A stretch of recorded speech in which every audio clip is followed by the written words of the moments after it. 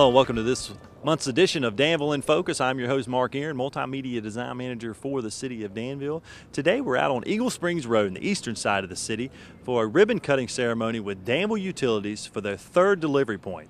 This growing of infrastructure here in the city of Danville is very vital when it comes to economic development and serving the industrial parks here on the eastern side of our city, which has seen growth over the last 6 years. This project began in the infancy stages back in 2000, so it's great to see 12 years later we have completed this third delivery point and came in well under budget. We're going to talk to Ken Ashworth, who is the Director of Power Light within Danville Utilities, on today's show to learn a little bit more about this project. But first, let's take you out to the ribbon cutting ceremony. We'll hear from City Manager Joe King and members of the Danville Utility Commission. As your chairman of the Utility Commission, I'm very, very pleased to have the opportunity to introduce this new delivery point for our substation out here. It is a beautiful day and a fitting time to do this, and I'm delighted for the opportunity. You know, this particular project is a culmination of about a decade of work, really. It's my understanding that the plans for this project began almost 10 years ago, and in 2005 we actually got into the planning stage seriously, and here we are today. This particular addition is critically important to our distribution, located on the eastern side of our service area, and it will serve our customers who are currently on the system and also provide for our future customers and ensure growth and long-term prosperity to our city and our region. In addition to the additional capacity that this delivery point provides, it also provides a degree of redundancy and support to our other delivery points, the Brantley and Riverside substations. If for any reason any one of them should shut down, this delivery point would continue to provide power throughout the system. I am pleased that it's part of the grid. In closing, let me say that I sincerely appreciate the efforts of Ken Ashworth and his team, the members of the utility department who have worked tirelessly to bring this project online. They've done it timely, they've assisted with it and therefore reduced the overall cost of it, and we appreciate all that they have done with the effort. Thank you for the opportunity to speak with you this morning. Thank you, Bob. I'm Joe King, the city manager, and I just want to add a little context as far as just the importance of this. We receive now power from AEP at 3 delivery points, and at the peak of our customer need in the hottest part of the summer, we would not reliably be able to deliver power with just 1 delivery point. So having 3 instead of 2 means that the risk for losing power is reduced significantly. And I think it's interesting that just behind us is Intertape, which is by far our largest electric customer. And until about 15 years ago, in partnership with AEP, who handled all of the industrial load, Danville was essentially a residential and commercial distribution operation, leaving to AEP the task of serving large industries. A lot of citizens don't know this, but big companies like Goodyear are AEP companies. Dan River was an AEP customer, and that relationship worked very well. We maintain an excellent relationship with AEP, and they deliver all of the energy we need, whether we buy that on the market or it comes from our generation projects that we have with American Municipal Power. We do get electricity directly through our Pinnacles hydro plant, but otherwise every kilowatt of electricity we receive comes across the AEP grid and is delivered now at 3 delivery points.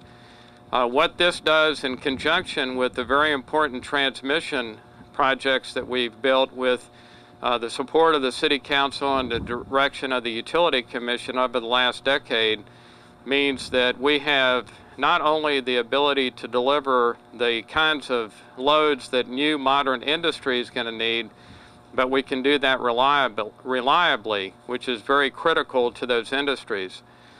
So now it's not just the delivery point, but it's the transmission upgrades that you can see running down the road here on large poles, connecting all the substations to make sure that we have reliability all the way to the customer. And if one substation goes out, we can deliver from an alternate substation. All of these pieces to this puzzle are critically important for us to be competitive in recruiting new industry.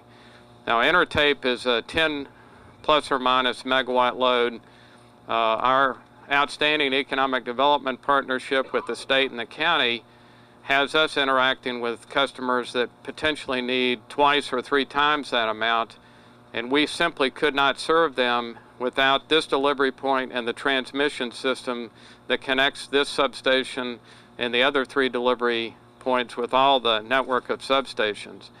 So this is one of those behind the scenes, nuts and bolts, unglamorous but critically important things that Danville has done. When you combine that with all the upgrades in our infrastructure and our water treatment, distribution systems, all our transportation network, we are ready for any industry that comes our way. And I see our telecommunication guy back there, that's all connected with fiber too. So we're on the cutting edge, absolutely. And when you talk to other utilities that are serving, even the investor-owned utilities that are serving rural parts of the country, you can hear many real-life stories about them having to send industrial prospects to other communities because they simply cannot handle their electric load reliably. We've turned the corner on that, so it's critically important.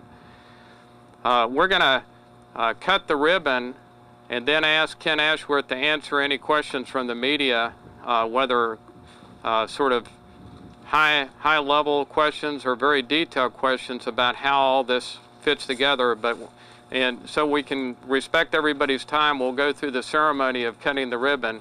And I assure you, this is not hooked to any electric source.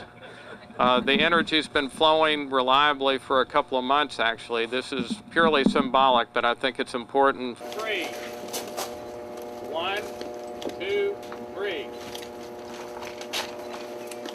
All right. Well, joining me now is Ken Ashworth, who's the director of our Power and Light division of Danville Utilities. And Ken, first off, I want to say congratulations for the new third delivery point. And during the ceremony, Joe mentioned a little bit of the benefits of having this new infrastructure in place. But for our viewers who may be not familiar with the utility infrastructure that we have in place here in the city of Danville, take us back, because this has really been a project that's been going on and planning for about 12 years. Yes, that's correct. As part of our ongoing monitoring of our electric system, we do load flow studies on a fairly regular basis, usually on about a 5-year time period. Okay. Back in 2000, we contracted then Shaw Electric to do a load flow study for us. Shaw is an engineering company out of Raleigh that we depend on at times to help us with some of the engineering problems that we've run into. Right. Out of that load flow study came the determination that we needed a third delivery point to handle contingency issues, as Joe spoke of. If with 2 delivery points, if one of those delivery points goes down and it's one of our extremely hot summer days when most of the customers have all their air conditioning load, especially if it's a weekday when industry is running strong, your commercial enterprises are going strong, they're all using the air handling equipment that they have, then it puts an extreme burden on our system. With this third delivery point, it'll help us as far as contingencies are concerned.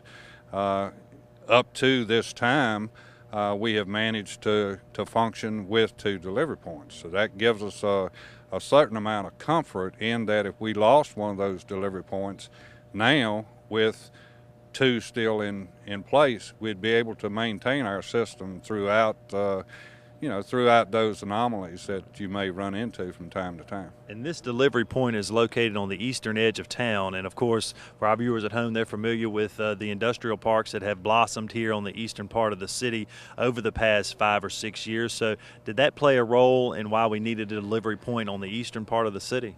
Definitely. Along with that, the city county has a joint venture here as far as the King Creek Industrial Park.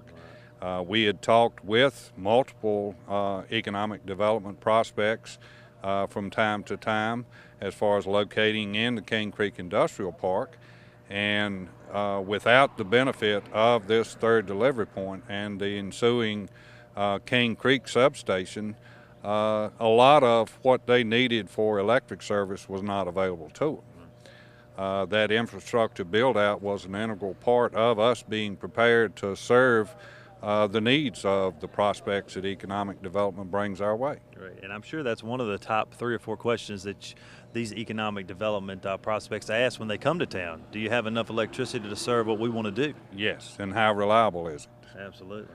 And this 3rd delivery point adds an additional comfort level as far as the reliability over the entire system. Now let's give our viewers a better understanding of what actually a delivery point is versus a substation without going into too much detail, but kind of give them an overview. We receive our power and they all come into these 3 delivery points, then it kind of spreads its wings and goes to other parts of the city. How does that work?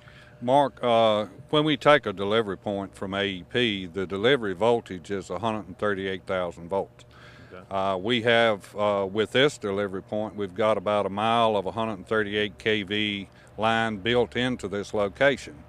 Okay. The transformation that we have at the delivery point then takes it from 138,000 volts and reduces it down to 69,000 volts. Okay. The 69,000 volt or 69 kV is our transmission voltage here, and the 69 kV runs from the delivery points around to the various distribution substations that we have strategically located around the service territory. Okay.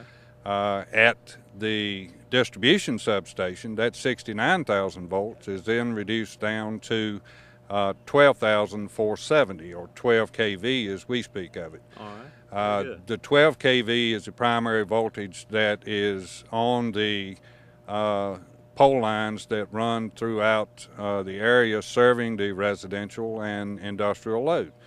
The 12 kV is then reduced down to 12240 when we put a transformer on the pole and drop a service drop over to the house. So we go from 138 to 69 to 12 down to 12240. Well, thanks for that understanding. That's a great insight into how the electrical line actually works. Because I think a lot of our citizens don't really realize they drive by maybe a substation every day on their way to work, but don't really realize the inner workings of that infrastructure. But we also, didn't we complete 2 new substations just in the last year or so? Yes, as I spoke of earlier, the King Creek substation was one of the new substations that we built. Right. We also built a substation in the Tunstall area, Tunstall substation. Coupled with that, we added an additional distribution transformer at our Piney Forest substation, which is not downtown proper, but it is located closer to that load center. We have a heavy retail customer base in that area. Right. So we added additional capacity there. All told, with the 2 new substations and the substation additions that we've made, we've added about 100 megawatts of capacity to our system. So that's even more important need for the 3rd delivery point. That's correct. Okay, very good. Now, tell me a little bit about the next step. Is there a 4th delivery point that will be planned in the future if need be, or? We have looked into it, and the 4th delivery point is a prospect. For that to be a definite need right away, it would require development at the Megapark site. Okay. The Megapark site would drive us to absolutely having to have a fourth delivery point and provide the expected load that we would have there, because we've been talking about an industry with possibly a 30 megawatt load, and the ancillary services around it, the offspring industries that would pop up, about an additional 30 megawatts. So we'd be looking at another 60 megawatt need as far as our system is concerned, and there's really no way that we could provide that without a fourth delivery point. And another bright spot with this project, you all came in way under budget. Can you tell me a little bit about the financing for this project? Yes, of course, when funding was approved for this project, it was decided that we would fund it through our bond initiative, and bonds were obtained in the amount of $6 million. That was the estimated cost of the project in its entirety. By utilizing city workforces in conjunction with contract workforces, we were able to bring the project in under budget. Actually, the project has cost us right around $4.5 million. Right. That will allow us to flow that bond money into other strategic projects that we'll use to strengthen the 69 kV system even more. Well, one other thing I want to touch on before I let you go, Joe mentioned it during the ribbon cutting ceremony, was the industrial customers that we supply power to, and he mentioned Intertape, but Goodyear is actually supplied by AEP. Can you explain that a little bit and what industrial customers we do supply power to? Well, of course, our other large customers in conjunction with Intertape are Swedwood, okay, Nestle, Tel Vista, Shorewood. We have several industrial customers located in the Airside Industrial Park. That's entirely a city venture. Okay, great. But back in the early 60s, at that time, because of the need for industrial development, Danville kind of entered into an agreement with AEP and used some of AEP's expertise as far as economic development at the time. AEP was strategic as far as bringing customers like Goodyear, Corning, P. Lorillard, Dan River Research, the old Diston plant, that was an AEP customer, Commodore Homes. These are customers that AEP helped to bring to Danville with the fact that they could supply the power needs that these customers needed. Since then, we've decided that we'd like to venture into the full service market. We think we can do it, and I think we're very close now to being prepared for that in the future. Absolutely, and with this third delivery point, obviously puts us on the cutting edge to handle basically any economic development prospect that may come our way. Definitely. Absolutely. Well, thank you so much for joining us today. I really appreciate you taking the time to break it down, especially the entire infrastructure here in the city of Danville when it comes to Danville utilities. And congratulations again on the third delivery point, and we look to following the progress as we maybe update to a fourth with the Megapark. Thank you. Anytime.